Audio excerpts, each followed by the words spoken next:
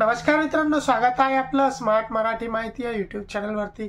मित्रांनो, मुख्यमंत्री लाडकी बहीण योजनेचे जे अर्ज भरून घेण्यात आले होते, आता त्या अर्जाचे स्टेटस बदलायला सुरुवात झालेली आहे आणि बरेचसे अर्ज हे आता रिजेक्शन मध्ये यायला सुरुवात झालेली आहे। काय अर्ज जे आहे ते काय काय कारणामुळे रिजेक्शन मध्ये आलेले आहे किंवा तुमच्या अर्जाची स्थिती काय दाखवत आहे आणि त्याचे काय कारण आहे तेच आपण आजच्या व्हिडिओमध्ये बघणार आहोत। आणि जर तुमचा अर्ज रिजेक्ट मध्ये आला असेल तर त्यासाठी काय करायचं आहे ते देखील मी या व्हिडिओमध्ये सांगणार आहोत। तत्पूर्वी चॅनलवरती जर नवीन असाल तर चॅनलला सबस्क्राइब नक्कीच करा। चला तर मग बघूया।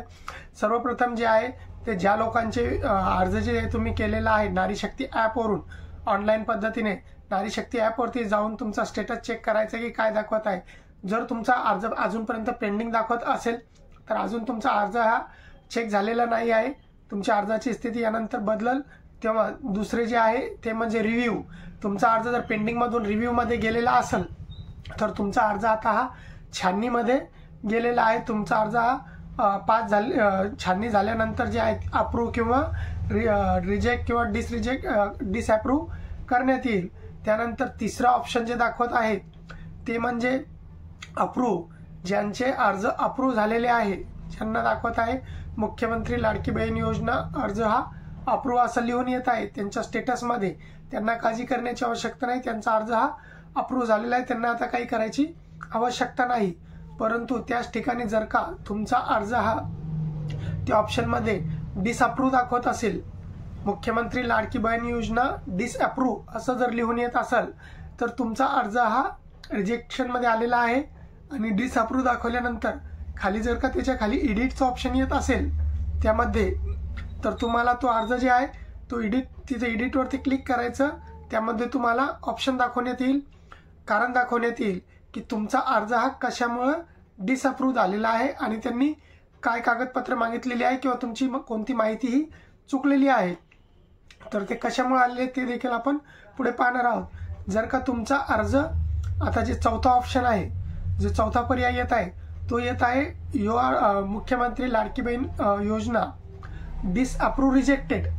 तुमचा अर्ज जर असा दाखवत असेल डिसअप्रूव्ह रिजेक्टेड आणि त्या खाली जर काही एडिटचा ऑप्शन आलेला नसेल तर तुमचा अर्ज हा रिजेक्ट झालेला आहे। तुम्हाला अर्ज हा परत नव्याने पुन्हा भरावा लागणार आहे।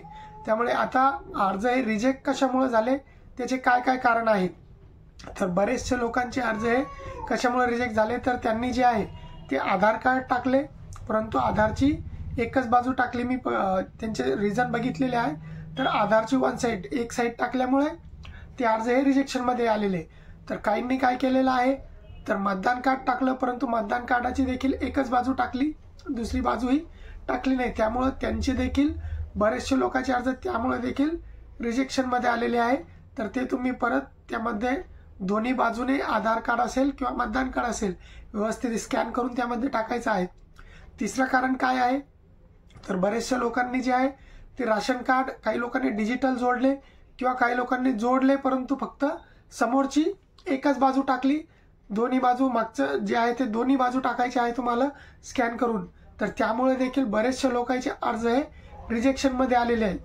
परत त्यामध्ये पाचवा रिझन असं पाहायला मिळालेलं आहे की अनेक लोकांनी जे आहे ते अर्जामध्ये माहिती भरताना जे आहे तुमचा ॲड्रेस वगैरे जे आहे ते व्यवस्थित भरला नाही, जे आधारची डिटेल आहे तुमची ती व्यवस्थित भरल्या न गेल्यामुळे देखील अनेक लोकांचे जे अर्ज आहे ते रिजेक्शन मध्ये आलेले आहे।